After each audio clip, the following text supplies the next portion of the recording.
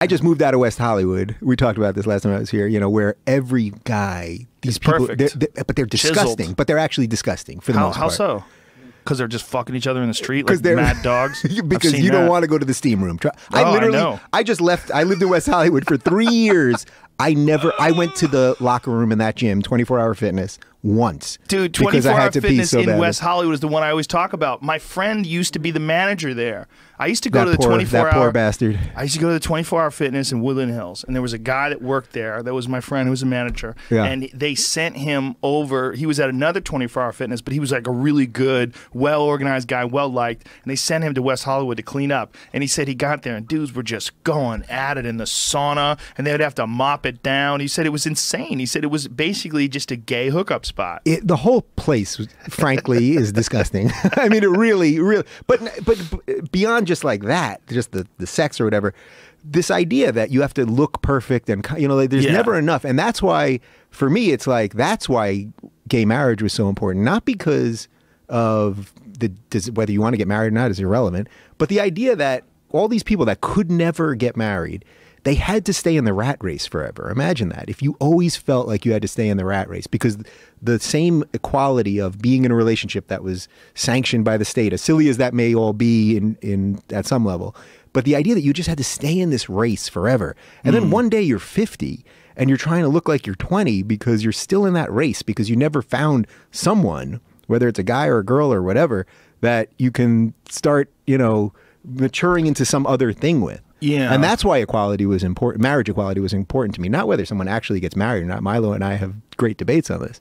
But that you got to get out, because there's nothing sadder than those people that never stop that well, thing. Sad to you on the outside, but if those people are on antidepressants and cocaine, they might be having a goddamn great time. No, believe me, they're happier than me. They've got cash, expendable income. Yeah. They got hair plugs and they're tan beyond imagination. They look good. I'm not saying they don't look good, but actually they don't look that good because their muscles are too big. You know, they all just, the shirts are too tight.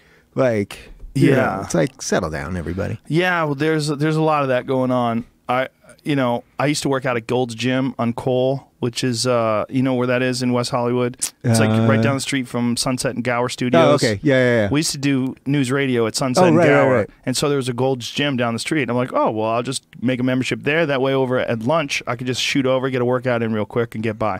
Because I had just gotten used to like set life, like life on the set on a new sitcom. You're working at a minimum, if the sitcom's not going well, like news radio wasn't really going well in terms of like we're trying to find its legs in the early days. And we would work 12, 14 hours a day. And it was really hard to do stand-up at night, and it was really hard to work out. I was like, God damn, man. And same with like my hair.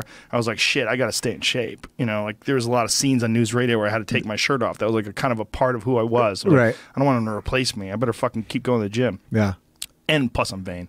So anyway, I went over to this Gold's Gym, and I didn't know that was exactly like the 24-hour fitness in West Hollywood. It was just a gay disco. I used to feel like a tasty little morsel in a big homo stew. I would walk in there like a wounded antelope trailing up to the water hole, and there was all these dudes with like scrunchy socks, like from fucking Olivia Newton-John, Let's Get Physical, and they would have Timberlands on and cut off jeans. Yeah, these people, where you wearing animals, just fucking big yoked up, steroided up dudes, just gayer than the day is long. Yeah, it was interesting because it made me feel like what it must feel like to be a woman who's not interested in getting hit on, who goes to the gym. Yeah, well, when I first moved to West Hollywood, I first was intimidated by it because I was like, you know, I'm at this gym with all these like huge, muscly, whatever. And then as time went on, I started enjoying it because I was like, this is actually ridiculous. Like, it really is a comedy. So if you take it just at that, which that's the level you were taking it at, you'd walk in there and go, look at this idiot in Timber. Who worked out in Timberlands? Right. But you're not kidding. They actually do. With jean shorts. It's like, what are you building a log cabin or working out? Like, they're sending a very clear message. They're looking for some dick. This is how you get it. With Timberlands? Throw that flag up. Timberlands? The Daisy Dukes are important.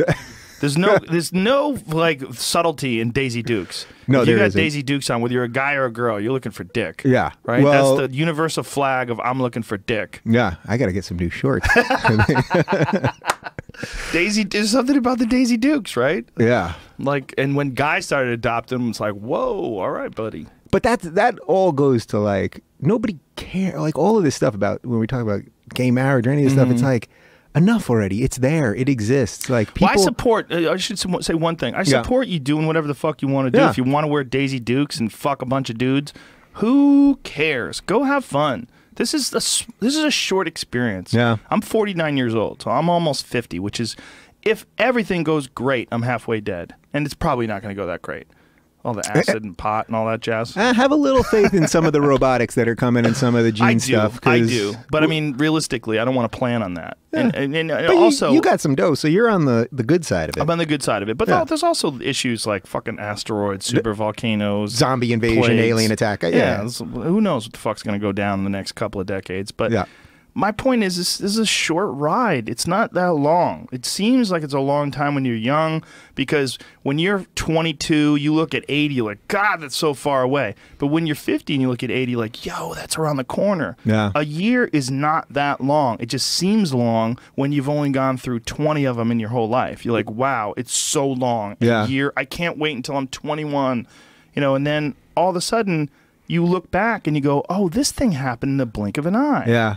My from 30 to 40, which I turned this year, went so fast. I mean, I remember my 30th birthday, and I remember thinking, wow, now like I'm not a kid anymore. Like, because you can push it into your 20s, right? You can get through your 20s and still think you're somehow not an adult, maybe, but 30, then you go, well, shit.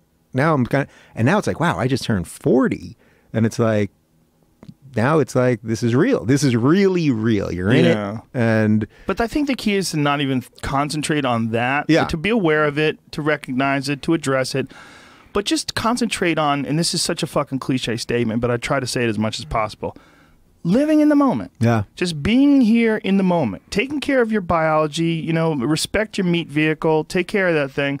But try to enjoy this thing and live in the moment. And the more you don't live in the moment, the more you get caught up in bullshit, the more it gets away from you. And then anxiety and nonsense and all this stupidity. And that kind of goes back to Trump with his fucking wacky hair.